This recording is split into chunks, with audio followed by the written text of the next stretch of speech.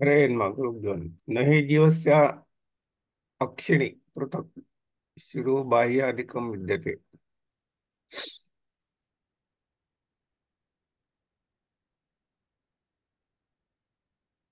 हे झालं काल. हि जीवस्य अक्षिणी पृथक् शिरो बाह्वादिकं विद्यते. हे सुरू करायचं. जीवाला जीवाचे डोळे वेगळे, डोकं वेगळं, बाहू इत्यादी वेगळे असं नसते. अगदी स्थितमेव हि तसं स्वरूप हृदयामध्ये असणारं जे रूप आहे ना, ते स्वरूप आहे. जागरिते अपि अक्षादिषु विशेषसन्निहितं भवति इति प्रकाश होतोय. जागृत अवस्थेमध्ये देखील डोळ्यादिकामध्ये विशेष रीतीने सन्निहित राहत असतो. तसा एखादा दिव्याचा प्रकाश सन्निहित असतो सगळीकडे. त्या ओम अवस्थित वैशेषात म्हणून ब्रह्मसूत्रामध्ये सांगितलं. त्या विशिष्ट प्रकारचे एक अवस्थान म्हणजे राहणं पणा ह्याच्याने कळून जातं. ओम नाभ्युपगमात हृदय म्हणून अजून एक हृदयामध्ये कसं आहे ते काही दिसून येत नाही. म्हणून गुणाद्वारा आलोकवत म्हणून सूत्र आहे. गुण असत्या कारणाने आलोकवत म्हणजे एका प्रकाशाचा तसा गुण सगळीकडे पडणं असतं, सगळीकडे पाहणं. त्याप्रमाणे असे 3 सूत्र आहेत. त्या 3 सूत्रांनी हाच विषय सांगितलेला आहे. सूर्यामध्ये हिरणमय रूपाने राहत असतो. आदित्य हिरणमय हा पुरुषा तस्य यथा कप्यायसम. परमात्मा आदित्याच्या ठिकाणी हिरणमय रूपाने राहत असतो. तसं त्याचं कसं रूप आहे? कप्यायसम, जे थोडं भुरकट काळेपणा असते, म्हणजे भुरकटपणा असतो असा. पुंडलिकमय अक्षिणी, पण डोळे आता जे भूगोल असते त्याच्यामध्ये मागे पुंडलिक म्हणजे पुंडलिक कमळासारखा असते इत्यादी. सूर्य स्थित असते विष्णू याप्रमाणे सूर्यामध्ये राहणारा जो कप्प्या स्वरूप आहे परमात्म्याचं हिरणमय रूप आहे, त्या परमात्म्याचे डोळे कसे आहेत? पुंडलिकाक्ष आहेत. असं रूप सांगून अक्षिस्थितस्यापि तस्य एतस्य तदेव रूपम् इति कथनास्य. डोळ्यामध्ये राहणारा त्याचं जे रूप आहे ते कसं आहे? तर असं पुंडलिकाक्ष नावाचं आहे म्हणून सांगितलं. स एष वै तस्मात् सर्वांच लोकास्तेषां च इष्टे चेष्टे इत्यादी लोकाधिपत्य कथनाच. हा अस्मात् अर्वांच, हा अस्मात ह्या सगळ्या लोकांच्या पेक्षा अर्वांच म्हणजे उच्च स्थानामध्ये आहे. अर्वांच म्हणजे आजूबाजूला दोन्हीकडून असतो असा अर्थ. लोकास्तेषां च इष्टे चेष्टे, सगळे लोक त्याच्या कारणामुळे किंवा त्याच्या अनुग्रहाने चेष्टा करत असतात इत्यादी. सगळ्या वाक्याने लोकाधिपत्य कथनाच्या सगळ्या लोकांचा तो अधिपती आहे असं सांगितलेलं आहे. नाही कश्चित भिक्षुक पातालाद्यधिपतीर इत्यत्र किंचित मानम. पहा, एखादा भिक्षुक पाताल अधिपती म्हणजे पाताल अधिपती आहे असं म्हणण्यासाठी काही मान आहे का? तिथलं सुख त्याला मिळत असतं म्हणून सांगितलंय का?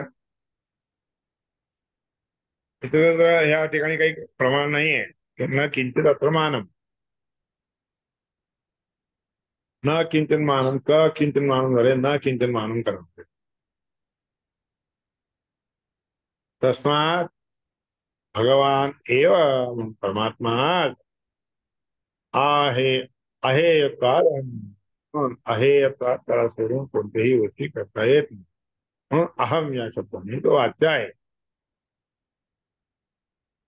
चक्षुर्मित्रस्य वर्णस्य अग्नेः जगतस्तस्य आत्मा इत्यादी जीवेभ्यो भेदवचनस्य. डोळ्यामध्ये राहणारा मित्र वरुण, अग्नी, हे सगळेजण जगत हा तत्व संपूर्ण जगाचा स्थिती देणारा, स्थावर म्हणजे स्टेबिलिटी आणून देणारा आत्मा हा तो आहे, तो एकच आहे असं समजू नका. जीवेभ्यो भेद तो परमात्मा जीवापेक्षा भिन्न आहे असं स्वच्छ दाखवलेलं आहे. म्हणून आत्मशब्दाचा अर्थ याच्यात दिलेला आहे. हा अंडरलाईन करून घ्या, खूप इम्पॉर्टंट आहे. आत्मा म्हणजे कशाला आत्मा म्हणतात, परमात्माला आत्मा कशाला, यच्चाप्नोति यदा रक्ते इत्यादी जीवे भेद रचनाक्रमण झाल्यावर यच्चाप्नोति यदा रक्ते चात्ति विषयानि यच्चास्य संततो भावः तस्मात् आत्मेति कथ्यते. महाभारतामध्ये आत्मशब्दाचा अर्थ दिलेला आहे. कशाला परमात्मा आत्मा म्हणावं याच्यासाठी सांगेल. यच्च आपनोती, इम्पॉर्टंट आहे, सगळ्यांनी कळून घ्या बरं का. यच्च आपनोती, आपनोती म्हणजे स्वीकार करतो. यत आदत्ते, जे काही देतो. यच्च अत्ती, आणि जे काही खातो. विषया म्हणजे विषयांना, जे काही इथं राहून विषयांचा भोग घेतो. इह म्हणजे या ठिकाणी.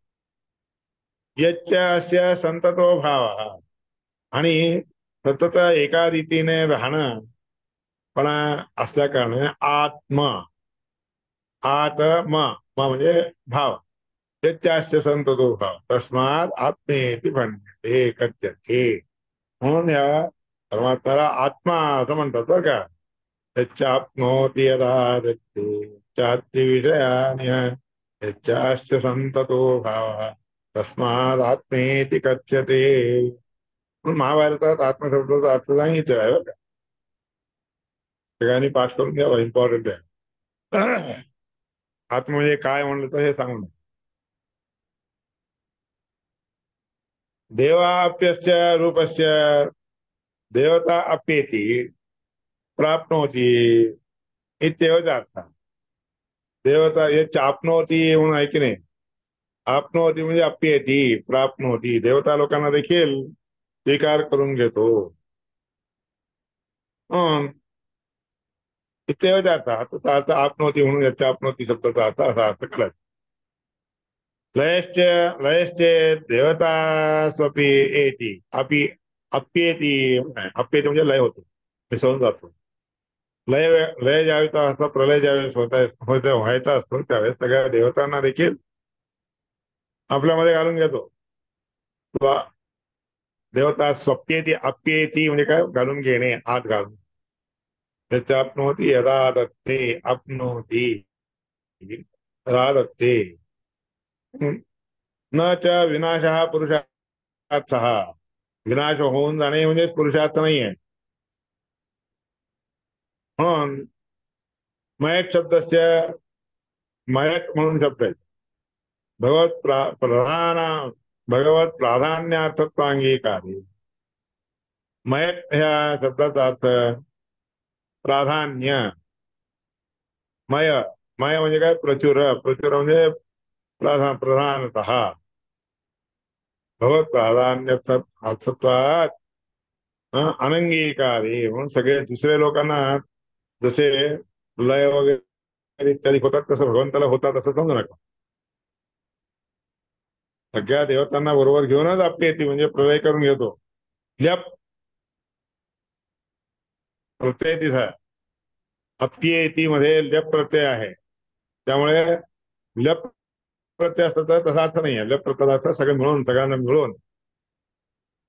पण त्या हिशोबाने घेतलेला व्याकरणात सांगितलं का नाही. त्यावेळेस उपासना संपन्न होती की नाही, पूर्ण होती की नाही, त्यावेळेस उपासनायास्तु संपन्नस्य परस्ताद इत्युक्तत्वात पूर्वमेव सिद्धी. उपासना आधी केली तर त्या उपासने संपूर्ण झाल्यानंतर मग त्याच्यानंतरच मग अप्यय म्हणून मिळतं. अप्यय म्हणजे विलय होतो, प्रलय होतो, असं शब्द निर्णयामध्ये सांगितलं. देवता अप्येति प्राप्नोति इत्येव अर्थः. लयश्च लयश्चेत् देवता स्वाप्येति इत्यादि विनाशपुरुषार्थः. मयट शब्दस्य भगवत्प्राधान्यार्थं प्राधान्यार्थत्वाङ्गीकारात्. मयट म्हणजे इथं सगळं आत्मामध्ये मयट असलेलं ते आहे की नाही, आप्येती प्राप्नोती ह्या अर्थाने दिलेलं आहे असं समज. आता उपासना म्हणून हे जे आहे की नाही, ती उपासना संपन्न झाल्यावरच पहिल्यांदा उपासना व्हावी लागते, नंतरच कार्यसिद्धी होती. म्हणून परस्तादित्युक्तत्वात पूर्वमेव सिद्धी, पूर्व पहिल्यांदाच उपासना करावी लागते म्हणून सिद्ध होत. सर्वस्मात भिन्नम विशेषम जीवाभेदेन स्मरेत. सर्वस्मात भिन्नम, सगळ्या लोकांच्याकडून सगळ्या गोष्टीकडून भिन्न असल्या कारणाने सगळ्या नियामक असणाऱ्या ईश इत्यादिकांचा देखील ईश नियामक असल्या कारणाने त्या परमात्म्याला जीव अभिन्न आहे. जीवा अभिन्न आहे म्हणजे सगळ्या जीवापासून अभिन्न आहे असं जो कोणी समजतो, जो कोणी विचार करतो, तर याती अनंत महाघोरम, तो अनंत नावाच्या नरकाला, घोर असणाऱ्या अनंत नावाच्या नरकाला जातो. नित्यातिशय दुःखदम, नित्य केव्हाही अतिशय दुःख त्या ठिकाणी दिलं जातं, प्राप्त होतं. म्हणून परमात्म्याला तसं समजू नये, जीव अभिन्न, जीवांच्या पेक्षा अभिन्न आहे असं कधी समजू नये. म्हणून तो परमात्मा कसा आहे, सर्वोत्तमंत यो उत्तम, सर्वोत्तम असणाराच आहे परमात्मा. सगळ्या लोकांच्या पेक्षा भिन्न आहे असं समजतो की नाही. भिन्न ज्ञानात सर्वतः, सगळीकडून जाणून घेतो.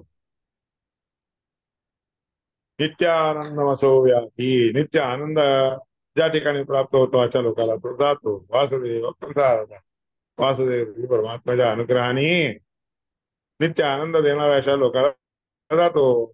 तिच्या किती इतरेय, ऐतरेय संहितेमध्ये सगळं सांगितलं रे बरं का.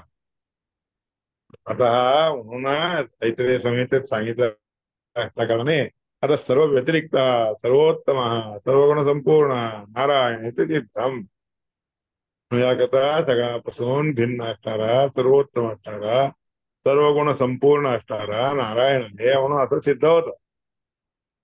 ती सिद्धम, सर्व प्रमाण सिद्धत्व वक्तुम, सगळ्या प्रमाणाने हे सिद्ध आहे असं सांगून देण्यासाठी म्हणून अध्याय मूलामध्ये, अध्यायाच्या प्रारंभाला, मूलतः अध्याय आमचे इथं अध्यायाच्या प्रारंभाला आणि अध्यायाच्या शेवटी ही गोष्ट सांगितली जाते म्हणून द्विरुक्ती म्हणतात. अंते द्विरुक्तीशा पूर्वोक्त सावधानी, म्हणून पहिली गोष्ट सांगितलेली जी आहे ते पुन्हा एकदा लक्षात आणून घ्यावी या उद्देशाने पुन्हा एकदा सांगितलं जातात. द्विरुक्ती सांगितली जाते, दोनदा सांगितलं जातं. किती हे शब्द निर्णयामध्ये सांगितले. श्रीमदानंद तीर्थ भगवत्पादाचार्य मैत्रेय उपनिषद भाष्य ही आरण्यके द्वितीयोध्याय.